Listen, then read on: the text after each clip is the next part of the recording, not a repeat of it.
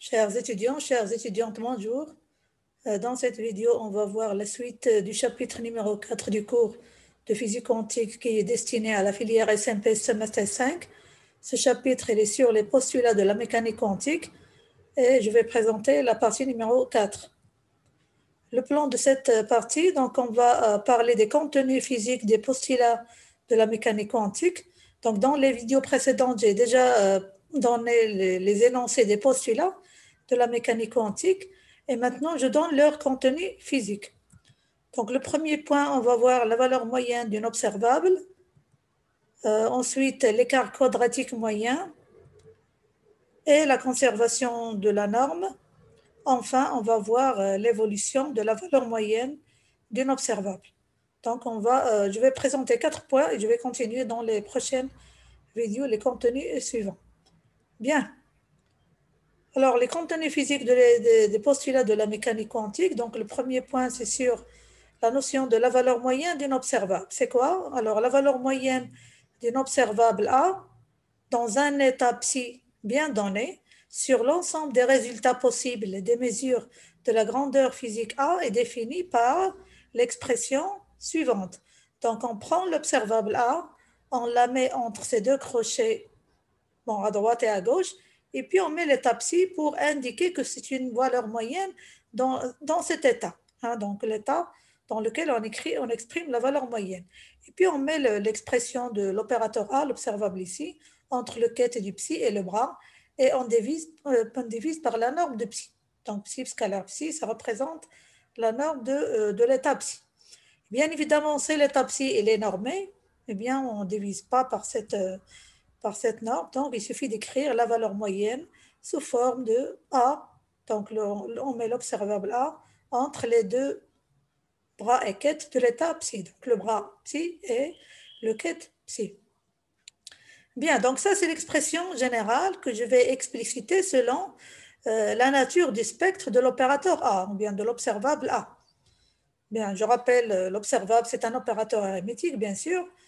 Bien, alors je vais commencer par le cas d'un spectre discret non dégénéré. C'est-à-dire, l'observable A va avoir des valeurs propres qui sont non dégénérées et discrètes et sont non dégénérées. Donc, on considère l'ensemble de phi n des vecteurs propres de l'observable A associés aux valeurs propres à n. Eh bien, cet ensemble-là, il forme une base orthonormée dans l'espace des états. Et on a l'équation aux valeurs propres qui s'exprime sous cette forme. Donc, l'action de A sur le vecteur propre phi n est égale à la valeur propre phi n qui multiplie ce vecteur propre. Bien, donc ces phi n-là, ils forment une base. Donc, l'état psi, l'état du système, peut être exprimé en fonction de cette base. Donc, on pourra exprimer l'état psi qui appartiennent à l'espace des états sous forme d'une combinaison linéaire de ces vecteurs propres de l'opérateur A, de l'observable A. Et les Cn, bien évidemment, sont les composantes de cet état psi. Donc, la sommation sur n, c'est-à-dire la dimension de l'espace des états, bien sûr. OK? Bien, donc dans le cas, je vais considérer, ou bien je vais commencer par le cas où l'état psi est normé. Donc, on va exprimer la valeur moyenne de A d'une manière explicite en remplaçant en fonction de son expression, en fonction des vecteurs propres. Donc, j'écris l'expression que j'ai donnée dans la page précédente, donc l'opérateur A entre psi et psi. Et maintenant, je vais remplacer. Alors, je vais remplacer donc, en respectant bien l'ordre d'écriture des vecteurs et des opérateurs. Donc, je vais commencer par le terme de gauche, ici. Alors, le terme de gauche, c'est un bras. Donc, on va prendre le bras correspondant à ce psi qui est là. C'est-à-dire, on va prendre les conjugués de tout ce qui est ici dans la sommation. Donc, je vais avoir Cn étoile et je vais avoir le vecteur bras, phi n, qui s'exprime donc sous cette forme. Donc, j'ai la sommation sur n des bras phi n et des composantes Cn étoiles qui sont les conjugués de ces composantes Cn. Ensuite, j'écris l'opérateur A à sa place. Ensuite, je continue et j'exprime le ket. Le ket qui est là, mais bien évidemment, il faut savoir, lorsque j'utilise ici un indice n, une sommation sur n, lorsque je l'utilise encore dans la même expression, il ne faut pas prendre la même lettre. Hein. Donc, il faut faire une sommation, par exemple, sur n'. Donc, j'ai une sommation sur n', des composantes de l'état psi Cn' et des vecteurs propres phi n'. Bien, arrivons là. Donc là, j'ai une double sommation.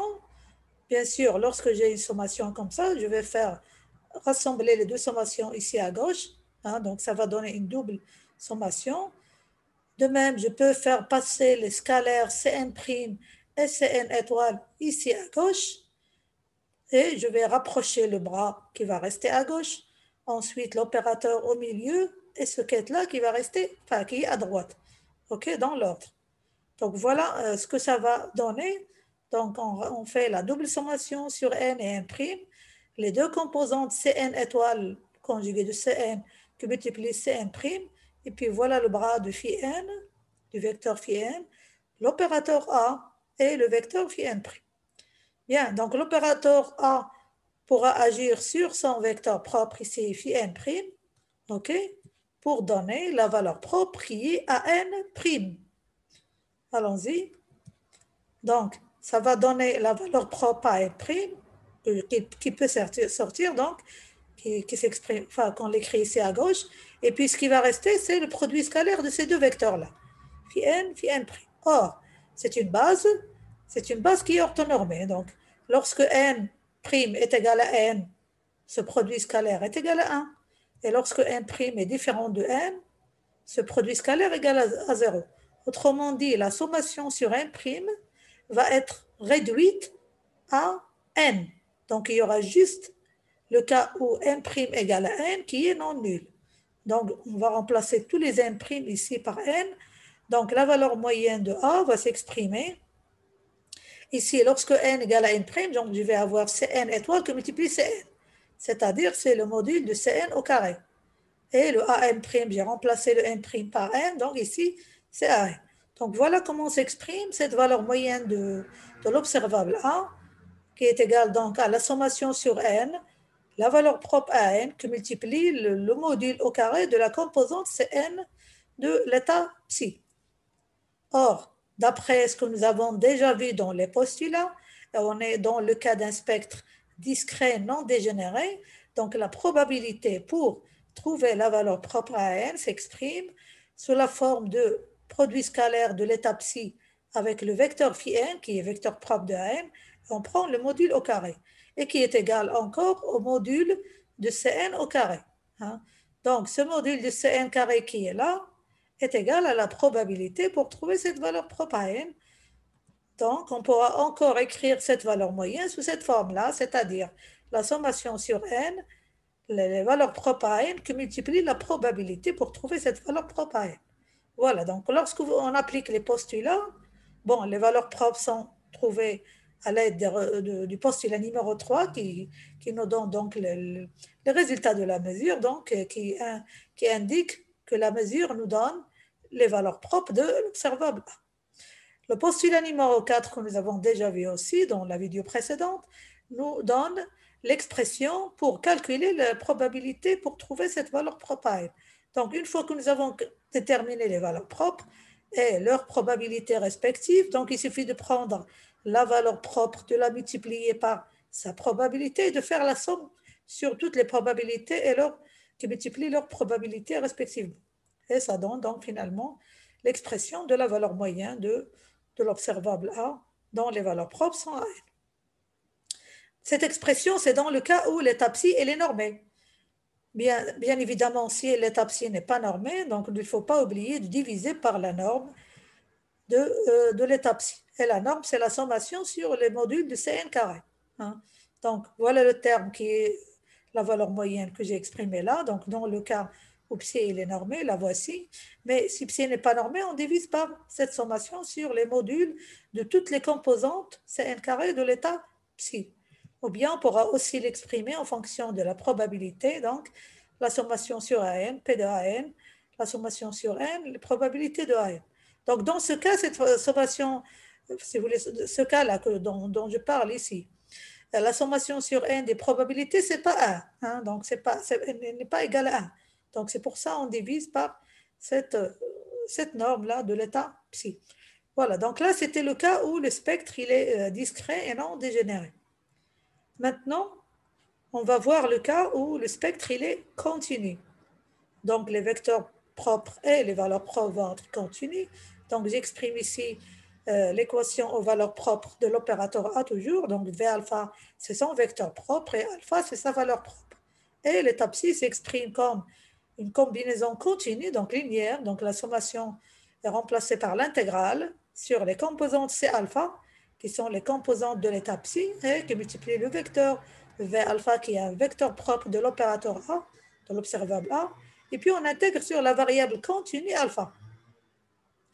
Bien, alors on va utiliser cette expression-là pour exprimer la valeur moyenne de notre observable A. Okay? Allons-y. Donc là, j'ai décrit dans le cas général où l'étape psi n'est pas normée. Donc c'est pour ça que je vais diviser. Ici, j'écris, je commence par le bras. Donc nous avons vu que la valeur moyenne de A, c'est le bras. Le voici, donc le bras de l'étape psi. Donc c'est le conjugué ici de C alpha, C étoile alpha. Le conjugué du quête, c'est le bras. Et puis on intègre sur la variable alpha. Ensuite, on écrit l'opérateur A ici au centre, au milieu. Là, je mets le quête de psi. Mais comme je l'ai indiqué tout à l'heure, là, j'ai utilisé l'intégrale sur la variable alpha pour le bras psi, psi. Et maintenant, quand je vais écrire le quête psi dans la même expression, bien sûr, je vais changer de notation d'indice. Ici, je vais mettre alpha prime. Donc, on va avoir l'intégrale C alpha prime, V alpha prime, D alpha prime. Et puis, on divise par la norme de l'étape psi. Donc, là, c'est le cas général où l'état n'est pas normé. Et la norme de l'étape psi, dans le cas où la variable, la base, elle est continue, donc c'est l'intégrale sur le module de C alpha au carré D alpha. Bien. Alors maintenant, c'est la même chose que j'ai fait tout à l'heure. Tout à l'heure, c'était pour une sommation discrète. Maintenant, c'est pour des intégrales. Donc là aussi, je vais faire passer l'intégrale ici à gauche. Je vais faire passer les scalaires C alpha prime à gauche. Et donc, le bras va rester à sa place, l'opérateur au milieu et ensuite le quête.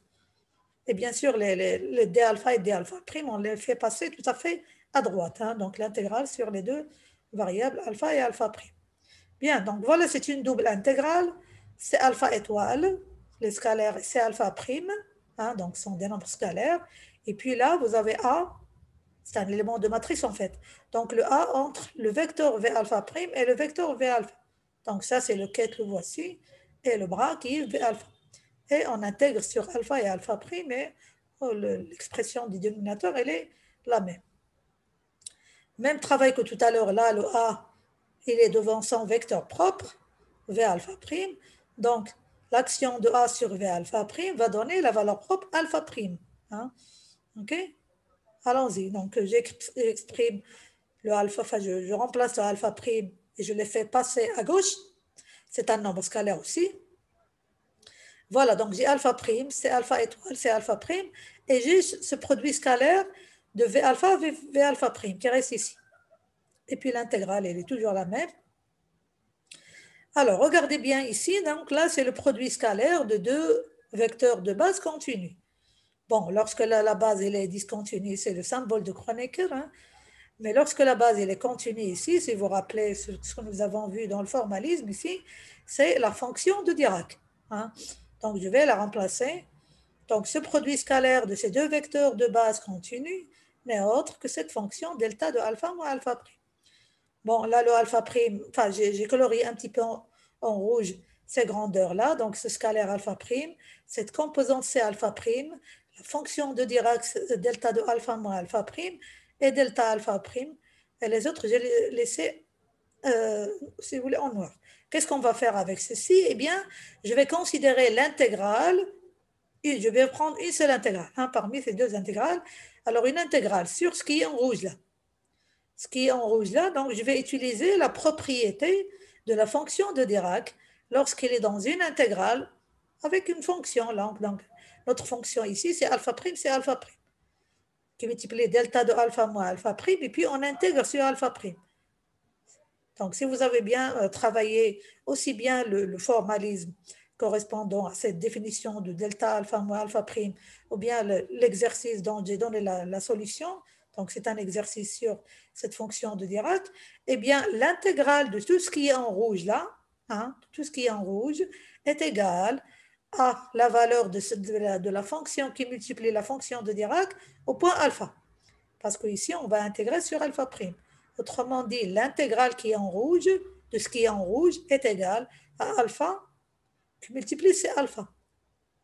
Donc, on va avoir une seule intégrale. Donc, une intégrale va disparaître, enfin, est égale en fait, est égale à alpha, c'est alpha. Allons-y. Et lorsque j'ai C alpha qui multiplie C alpha étoile, eh bien, c'est le module de C alpha, c'est le module au carré de C alpha. Donc, C alpha étoile qui multiplie C alpha, donc là, ceci est égal à alpha, le voici. Ceci est égal à C alpha qui multiplie C alpha étoile, donc ça donne le module de C alpha au carré. Voilà donc la valeur moyenne de l'observable A dans l'étape ci, eh bien, on divise par la norme. On pourra aussi utiliser le postulat numéro 4 qui nous donne l'expression de la probabilité. Donc, la probabilité élémentaire de P pour trouver la valeur alpha est égale au module de C alpha au carré D alpha. Le voici. Et là aussi, en bas, dans le dénominateur. Donc, c'est le module de C alpha au carré D alpha qui est égal à dP alpha. Donc, ça, c'est le postulat numéro 4. Bien évidemment, si l'état il est normé, eh bien, on ne divise pas par ce qui est en bas là. Donc, on va écrire la valeur moyenne uniquement en fonction de ce qui est dans le numérateur ici. Donc, la valeur moyenne de l'observable A est égale à l'intégrale de alpha qui multiplie le module de C alpha au carré D alpha. Voilà donc dans le cas où le spectre il est continu, c'est-à-dire les valeurs propres sont continues et même les vecteurs propres.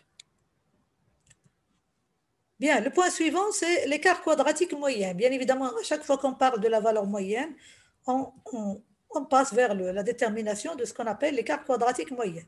Bien, donc la valeur moyenne de A que nous avons exprimée précédemment dans l'ordre de grandeur de la valeur de A lorsque le système est dans l'état psi. Mais elle ne donne aucune information sur la dispersion des résultats. Donc, lorsqu'on calcule la valeur moyenne, c'est la valeur centrale en quelque sorte pour les valeurs possibles de la mesure de A. OK? Mais la dispersion, on ne connaît pas, enfin, qu'elles sont plus ou moins, c'est-à-dire à gauche et à droite.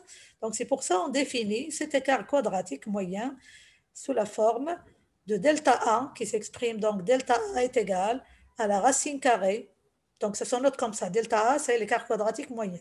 C'est la racine carrée de la valeur moyenne de A carré. Donc, on prend l'opérateur A, on prend son carré, et puis on prend la valeur moyenne du carré de A, moins le carré de la valeur moyenne. Ce n'est pas la même chose. Donc là, c'est la valeur moyenne du carré de A. Ici, c'est le carré de la valeur moyenne de A. Donc, la valeur moyenne de A, je l'ai déjà exprimée précédemment. Donc, on prend le résultat et on prend son carré. On remplace ici.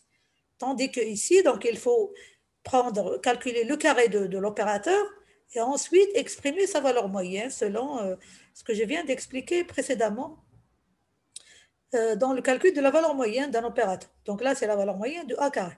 Bien, donc delta A, ça représente ce qu'on appelle l'écart quadratique moyenne ou bien la dispersion des résultats. Bon, c'est plus ou moins en quelque sorte, c'est une sorte d'incertitude par rapport à la valeur moyenne. Donc la valeur moyenne plus au moins ce delta A, ça nous donne donc les différentes valeurs de l'observable de A lorsqu'on fait la mesure. Bien. Le troisième point, c'est sur la conservation de la norme, bien sûr la norme d'un état.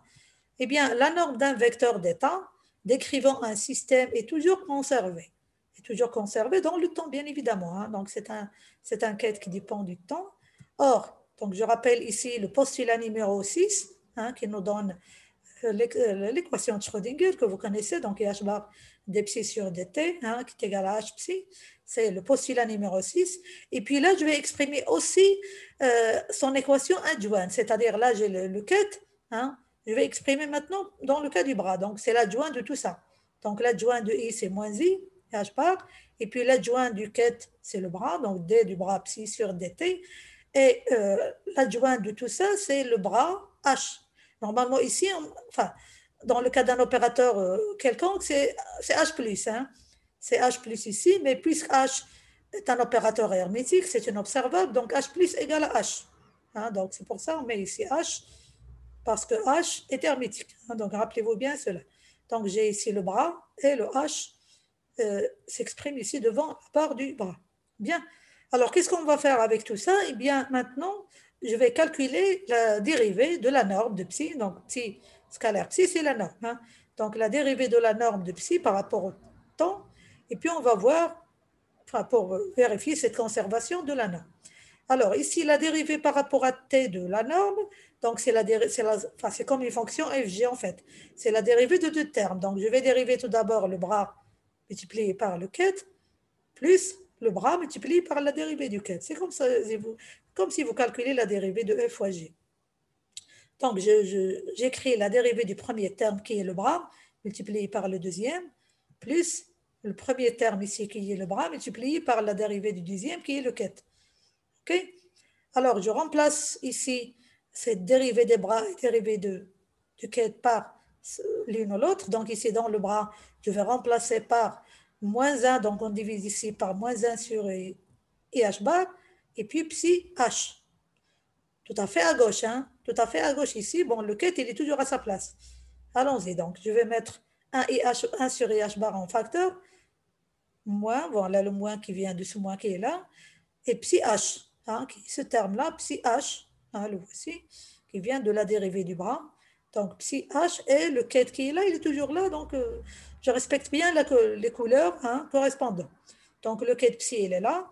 Et H psi, c'est le H psi qui s'obtient lorsqu'on dérive, on applique l'équation de Schrödinger, l'adjoint, son adjoint. Et le moins, il est là. Plus, maintenant, je vais écrire la dérivée de ket. Alors, la dérivée du ket, c'est 1 sur IH bar. Et d'ailleurs, c'est pour ça que j'ai mis 1 sur H bar ici en facteur. Mais ça va être un plus, hein, plus H psi pour ce terme-là. Donc, je vais avoir le bras tout d'abord, H, le ket, plus psi qui est le ket qui est là, enfin le bras qui est là, pardon. Donc, le bras qui est là. Et la dérivée de psi sur dt, c'est H psi divisé par IH bar à partir de cette équation de Schrödinger. Alors, voyons ici ce que nous avons ici entre accolades. J'ai ici, je commence du droite, hein, du terme positif, psi h psi moins psi h psi. C'est le même terme, donc celui-là moins celui-là, c'est 0. Autrement dit, donc, la dérivée de la norme de psi est égale à 0. Donc, la norme de psi est une constante. Donc, elle est conservée dans le temps. Voilà donc la démonstration de cette propriété qu'on appelle la conservation de la norme. Le quatrième point, c'est l'évolution d'une valeur moyenne d'une observable. Bon, j'ai déjà donné la définition de la valeur moyenne. Maintenant, on va voir son évolution. Donc, je considère un système dans l'état psi de t, supposé normé, et soit inobservable dont la valeur moyenne est donnée par cette expression-là que j'ai donnée tout à l'heure. Alors, l'évolution de la valeur moyenne par rapport au temps, bien lorsqu'on parle de l'évolution, c'est par rapport au temps. L'évolution de sa valeur moyenne est telle que la dérivée de cette valeur moyenne de A par rapport au temps. Okay? Donc, c'est cette dérivée qui nous indique son évolution dans le temps.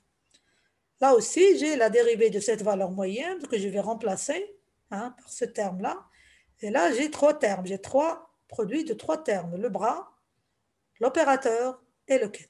Donc, je vais dériver terme à terme. Donc, je dérive le bras, je dérive ensuite l'opérateur et je dérive ensuite le ket. Donc, je vais avoir la somme de 3 termes en dérivant chaque terme à part. Donc, on commence par la dérivée du bras, donc psi de t, qui multiplie a psi, et puis je passe directement vers la dérivée du ket, donc psi a, psi de ta qui multiplie la dérivée du ket, psi. Ensuite, j'écris la dérivée de ce qui est au milieu là, entre les deux bras, psi, et le ket, psi. Voilà donc la dérivée, la somme de ces 3 termes après avoir dérivé ce produit de 3 termes-là, bras, opérateur, ket. Je vais reproduire cette relation-là, ou bien cette expression-là, dans la page suivante, pour qu'on puisse continuer le calcul, et vous voyez bien avec moi qu'est-ce que je vais faire. Bien, je vais utiliser un peu de couleur pour expliquer. Donc là, voilà ce que j'ai écrit dans la dernière expression de la page précédente. Sauf j'ai mis des couleurs. Okay? J'ai mis des couleurs pour pouvoir remplacer. Donc là, je vais utiliser l'équation de Schrödinger et l'équation adjointe. Bon, là, je peux commencer par le terme ici qui va donner 1 sur H bar H psi, qui va être avec un plus. Et puis, j'écris celui-là après, parce que celui-là va contenir un moins. Allons-y.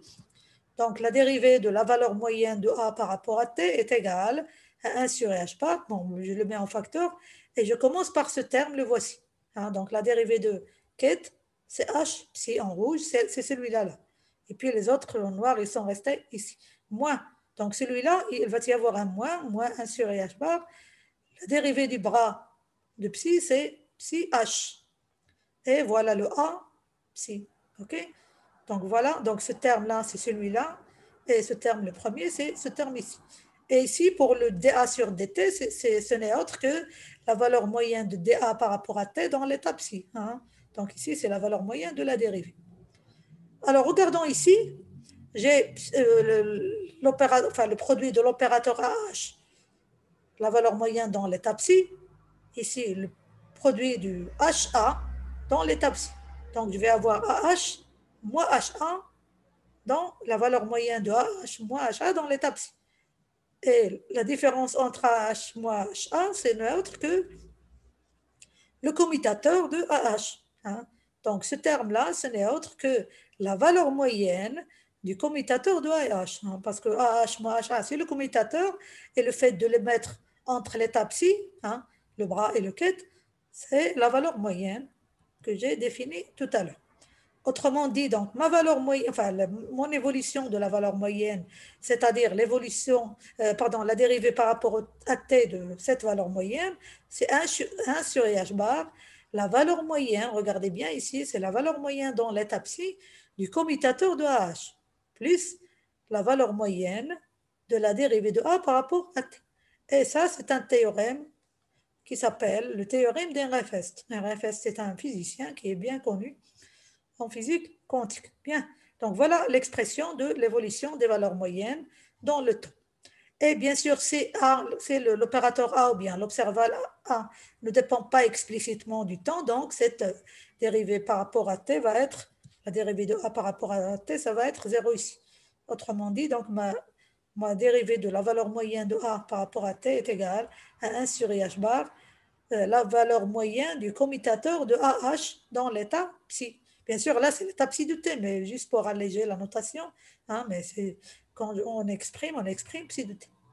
Voilà, donc arrivons là, donc j'ai terminé avec cette quatrième partie de ce chapitre numéro 4 sur les postulats de la mécanique quantique, et je vais continuer dans la prochaine vidéo, c'est contenu physique, ça va être la dernière partie de ce chapitre numéro 4.